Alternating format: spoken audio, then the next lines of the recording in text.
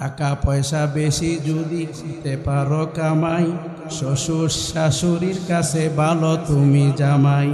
টাকা পয়সা কামাই কইরা শুধু দিয়ে যাই, শালা শালির কাছে তুমি খুবই ভালো দুলাবাই।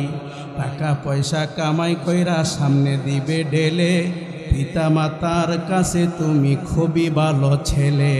টাকা পয়সা কামাই কইরা দিয়ে যাবে শুধু, বন্ধু আর বান্ধবের কাছে তুমি ভালো বন্ধু। জোরে বলেন ঠিক কিনা? টাকা পয়সা কামাই কইরা গহনা দামি, নিজের বউয়ের কাছে ভালো তুমি স্বামী। জোরে বলেন ঠিক কিনা? ওরে টাকা তুমি জ্বালায়া গেলা, সংসারে আগুন নিবায়া গেলা না। ওরে টাকা তুমি জ্বালায়া গেলা, সংসারে আগুন নিবায়া গেলা না। টাকা পয়সা কামাই করে দিবে নতুন জামা, বাগনা আর বাগনির কাছে ভালো তুমি মামা। টাকা পয়সা কামাই করে দিবে ডজন ডজন, আত্মীয় স্বজনের কাছে তুমি খুবই ভালো স্বজন। জোরে বলেন ঠিক কিনা? তাই টাকা ধরো, টাকা ধরো, টাকা কামাই করো। টাকার মূল্য বুঝেছি ভাই যখন হইছি বড়। জোরে বলেন ঠিক কিনা? টাকা দিতে পারলেই বালা, টাকা না দিতে পারলেই কালা। এটা বাপ বলেন আর ভাই বলেন আর হালা বলেন যাই বলেন, বর্তমান সময় বাবা মাও টাকা পয়সা ছাড়া সন্তানকে মোহাব্বত করে না। জোরে বলেন ঠিক কিনা? ওই দিকে আমি যাই না।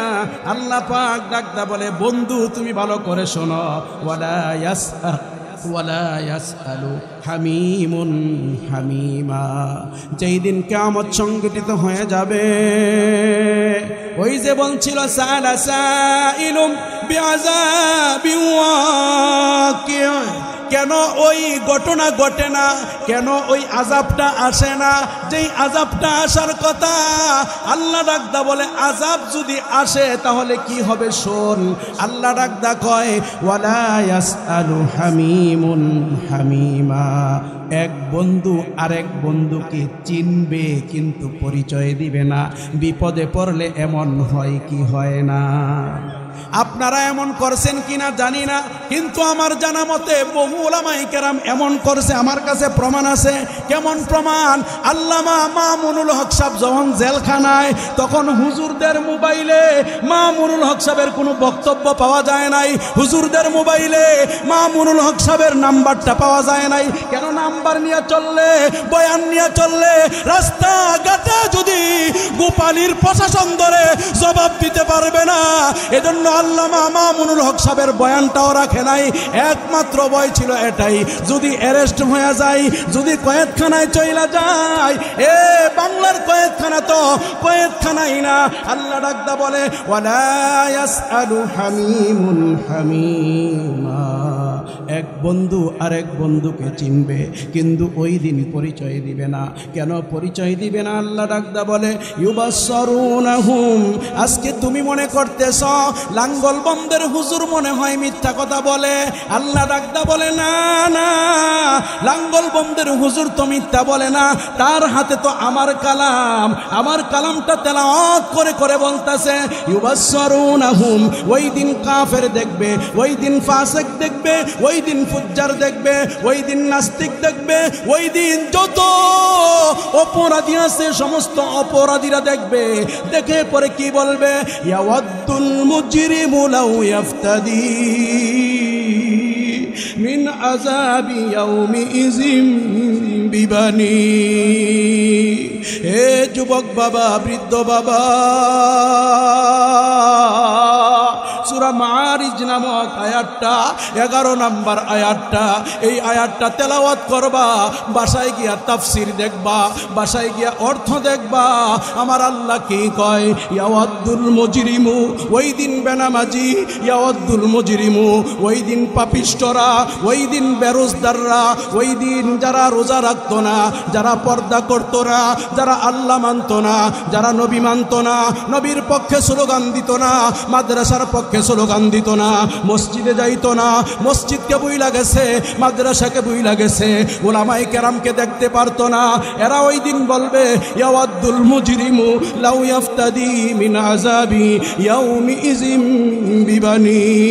আল্লাহ গো, এই যে জাহান্নামটা দেখা যায়, এই জাহান্নামটার থেকে আমারে মুক্তি দিয়া দাও, আমারে নিস্তার দিয়া দাও। প্রয়োজনে বিবানি, আমার সন্তানটাকে তুমি বন্ধক রাখো, আমার সন্তানটাকে তুমি মুক্তিপণ হিসাবে রাখো। ও মুসলমান, বন্দরের থানা ঘুষ খাইতে পারে, ঢাকার প্রেসিডেন্ট ঘুষ খাইতে পারে, বাংলাদেশের প্রেসিডেন্ট ঘুষ খাইতে পারে, বাংলাদেশের বিচারালয়টা টাকার বিনিময়ে কিনা যায়, ইংল্যান্ডের বিচারালয়টা টাকার বিনিময়ে কিনা যায়, ট্রাম্পকেও টাকার বিনিময়ে কিনা যাবে। আমার আল্লাহর ফেরেশতাকে টাকার বিনিময়ে কিনা যাবে না, আমার আল্লাহকে টাকার বিনিময়ে কিনা যাবে না।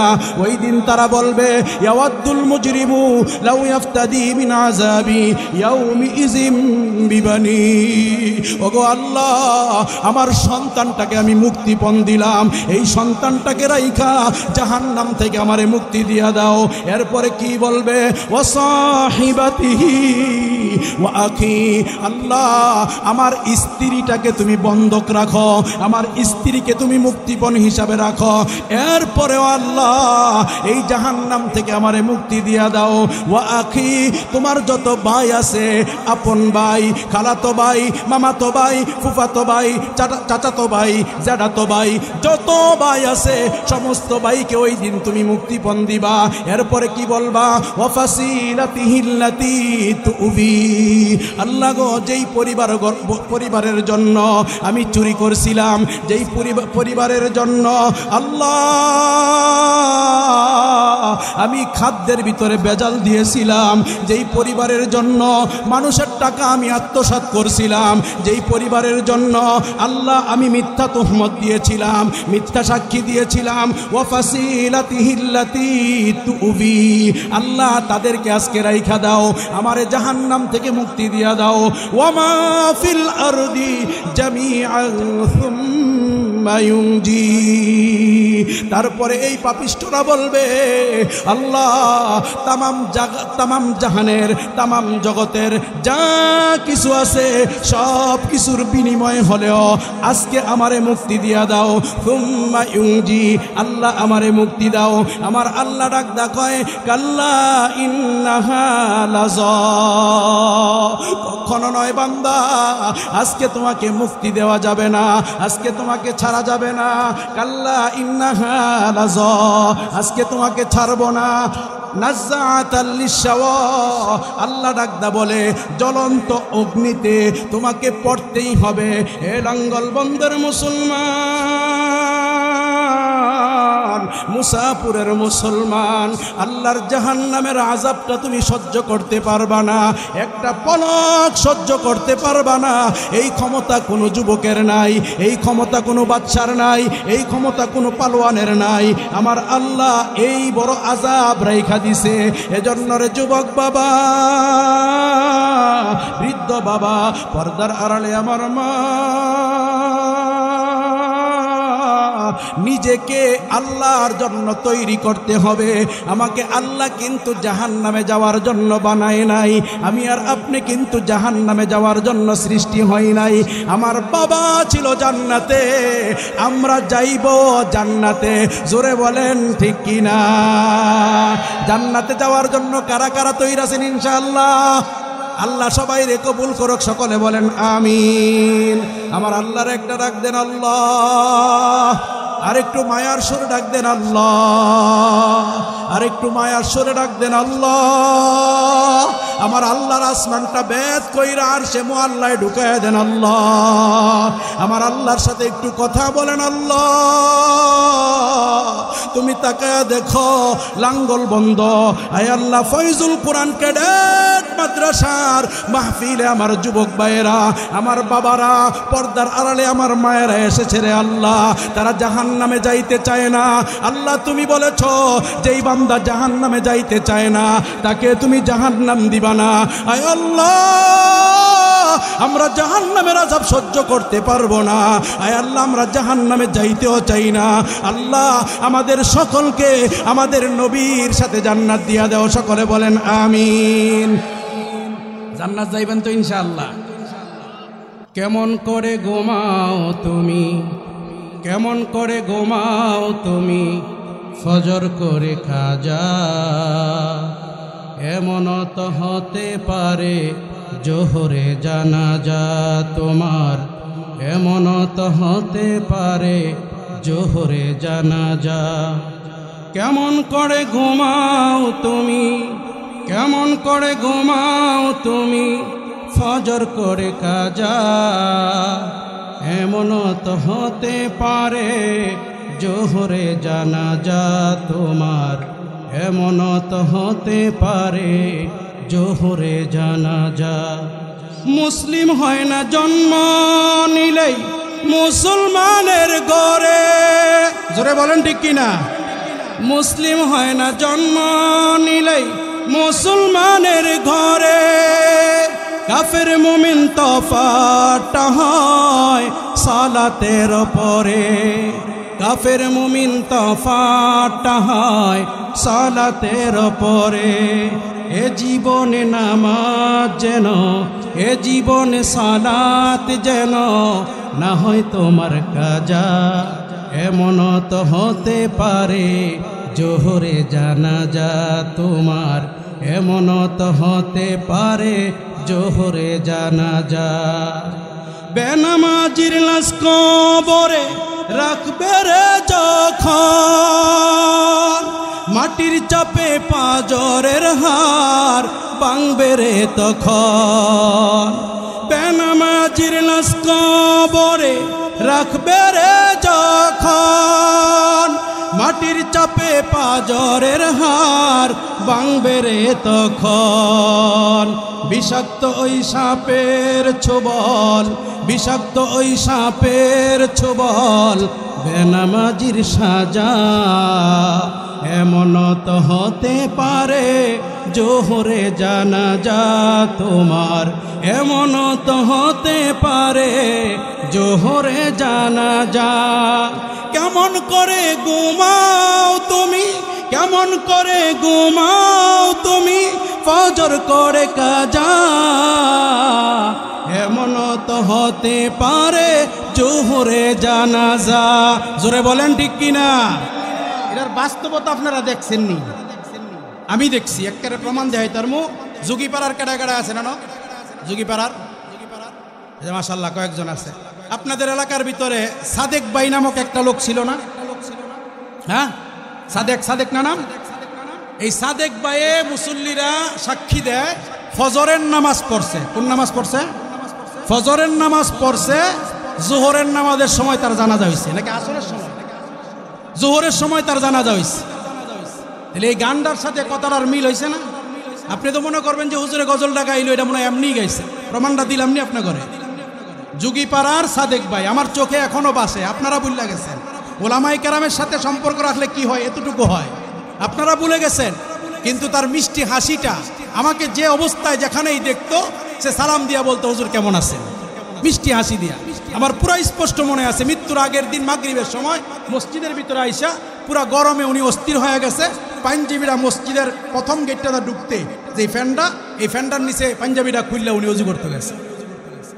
বলবেন যে এই স্মরণটা কেমন? যদি আল্লাহ পাক আমাকে নাজাতের ফয়সালা করে পরকালে, শুধু এতটুকু সম্পর্কের কারণে সাদেক ভাইও জান্নাতে যাবে ইনশাআল্লাহ।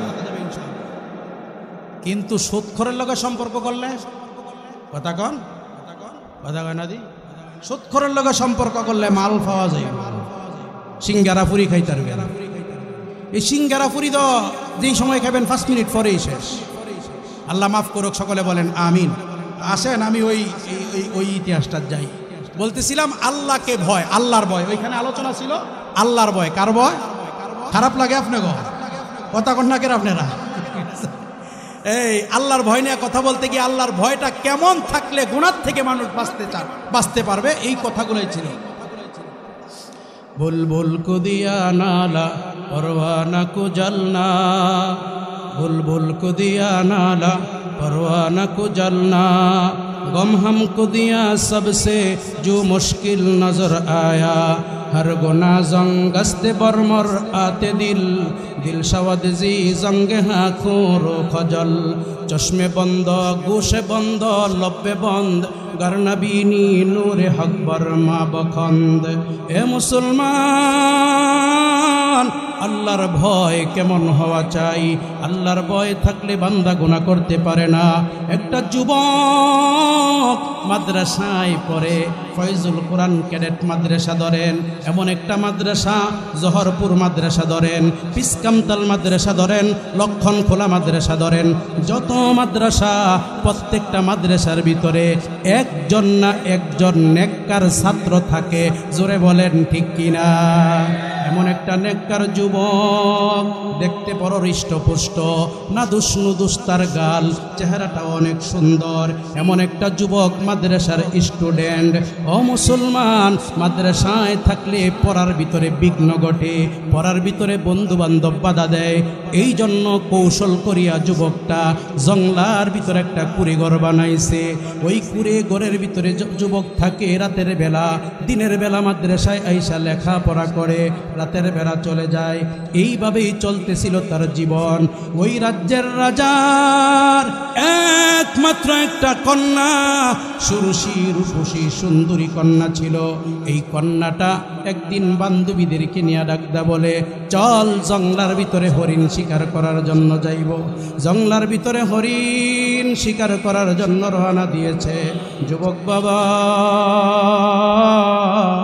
হরিণ শিকার করতে গিয়া আস্তে আস্তে গভীর জঙ্গলে চলে যায় গভীর জঙ্গলে যখন চলে গেল বান্ধবীরা এই রাজকন্যাকে হারায়া ফেলছে রাজকন্যা হরিণের নেশায় সামনে একটা হরিণ দেখছিল এই হরিণের নেশায় হরিণকে শিকার করার নেশায় আস্তে আস্তে জঙ্গলার ভিতরে চলে যায় সন্ধ্যা হয়ে গেছে গভীর জঙ্গল হঠাৎ করে অন্ধকার দেখতে পায় অন্ধকার দেখা রাজকন্যা ভয় পেয়ে যায় টিপ টিপ বৃষ্টি ঝরতেছে বৃষ্টি পড়তেছে এই বৃষ্টিগুলাকে নিয়া ও মুসলমান রাজকন্যা ভয়ে ভয়ে সামনে যায় এই জঙ্গলার ভিতরে চলে গেলাম আমার অবস্থা কি হবে ও মুসলমান যুবক রাজকন্যা হঠাৎ করে দেখতে পায় নিবু একটা বাতি দেখা যায় ওই বাতিটাকে ফলো কইরা কুড়েঘরটার সামনে যায় কুড়েঘরের ভিতরে একটা চুকি মাইরা দেখে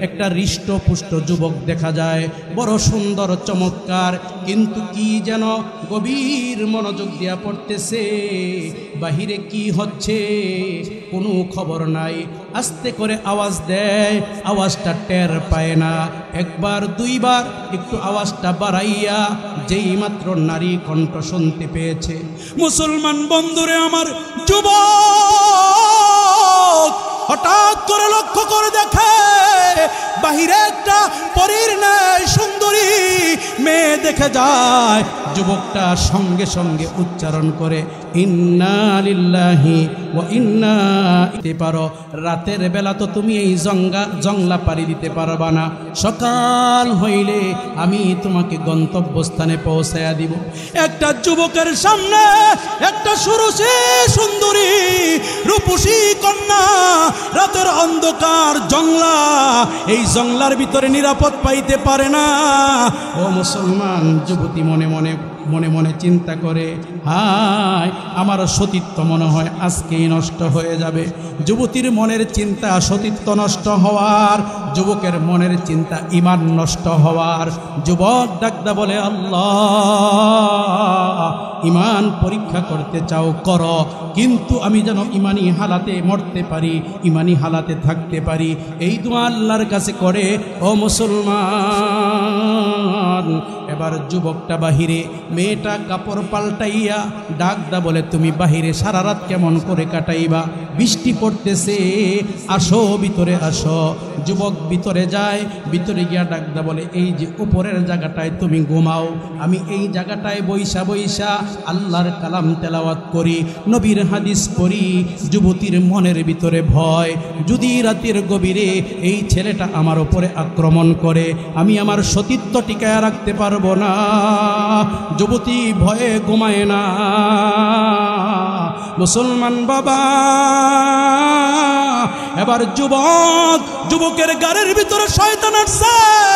শয়তান আইসা ধোঁকা দেয়, হে যুবক, রাতের অন্ধকার গভীর, জঙ্গলা আছে, দুনিয়ার কোনো মানুষ জানবে না, দেখবে না। এই মেয়েটাও তার ইজ্জতের কারণে কারো কাছে বলবে না। মেয়েটার ইজ্জত ছিনিয়ে নিয়ে এই কুমন্ত্রণা আসতেছে। এমনি সময় যুবকটা, তখন তো এমন লাইট ছিল না, তখন তো কুপি ছিল, বাতি ছিল। ও মুসলমান, সুতা দিয়া কেরাসিন দিয়া বাতি জ্বালাইতো। ওই কেরাসানির বাতির ভিতরে ইতিহাসের মধ্যে আসছে, যুবক তার একটা আঙ্গুল এইভাবে ঢুকাইয়া দেয়, ঢুকাইয়া আবার বের করে। মেয়েটা বলে এটা কি মানুষ না অন্য কিছু? আস্তা আঙ্গুল দিয়ে আগুনের ভিতরে ঢুকাইয়া দেয়, আবার বের করে। হে মুসলমান, আগুনের ভিতরে রাইখা বের করে। শয়তান যখন আবার তাকে তাড়ানা দেয়, আবার আঙ্গুল ঢুকায়। এইভাবে করতে করতে সারাটা রাত্র কাটায়া গেছে, 5টা আঙ্গুল পুইরা গেছে। সকাল যখন হইল, যুবতী বাড়িতে চইলা যায়। রাজা মশাই ডাকদা বলে, সারা রাত কোথায় ছিলা? এমনি সময় সংক্ষেপে 2 মিনিটে বইলা শেষ করব। ও মুসলমান, রাজকন্যা ডাকদা বলে, আব্বা, আমাকে যদি বিবাহ দিতে হয়, জঙ্গলার ভিতরে একটা ছেলে আছে, ওই ছেলের সাথে আমার বিবাহ দিতে হইবে, ওই ছেলেটাকে নিয়ে আসো। রাজা মনে করছে তার মেয়েটাকে ওই ছেলেটাই নষ্ট করছে। ছেলেকে দইরা রাজমহলে নিয়ে আসে। আনা মাত্র দেখে তার 5টা আঙ্গুল পোড়া। মেয়েটা চোখের পানি ফালাইয়া রাজা মশাইকে ডাকদা বলে, আব্বা, তুমি যা মনে করেছো এই ছেলে কিন্তু তা না গো আব্বা। এই ছেলে কিন্তু আমার গায়ে টাচ করবে দূরের কথা, আমার দিকে তাকায় নাই। আল্লাহু আকবার। আমার দিকে তাকাই নাই গো আব্বা। তারে জিজ্ঞাসা করো তার 5টা আঙ্গুল পুরা কেন? শেষ 2 মিনিট। ও মুসলমান, রাজা ডাকদা বলে, রে যুবক, তোর তো আঙ্গুলগুলা নতুন পুরানো দেখা যায়, কেন তুই আঙ্গুলগুলা পুরলি? এমনি সময় যুবক ডাকদা বলে, আপনার মেয়েকে দিয়ে আমার আল্লাহ আমার ইমান পরীক্ষা করতে চাইছিল। ইমান পরীক্ষা দেওয়ার জন্য নিজের তাজা আঙ্গুল দুনিয়ার আগুনে দিয়া দিছে। আমাকে শয়তান যখন কুমন্ত্রণা দিছে আপনার মেয়ের উপর আক্রমণ করার জন্য, আমি আমার নিজেকে, আমার নফসকে বলছি, হে নফস, তুই যে মেয়েটার উপর আক্রমণ করবি, আক্রমণ করলে না গুনাহগার হয়ে যাবি, তুই না জাহান্নামের আগুনে জ্বলবি। জাহান্নামের আগুনে জ্বলার আগে আগে দেখ দুনিয়ার আগুন সহ্য করতে পারস কিনা। দুনিয়ার আগুন যদি সহ্য করতে পারো, তাহলে তুমি এই মেয়েটার প্রতি আক্রমণ কইরো। এইভাবে নিজের ইমানকে, নিজের কুমন্ত্রণাকে বাঁচাইয়া আপনার কন্যাটাকে সতীত্ব সহকারে আপনার রাজমহলে ফিরে দিছি। সুবহানাল্লাহ। এটার নাম হলো ইত্তাকুল্লাহ, আল্লাহর ভয়। এমন ভয় যেন আমাদের সকলের অন্তরে আল্লাহ দেয়। সকলে বলেন আমিন।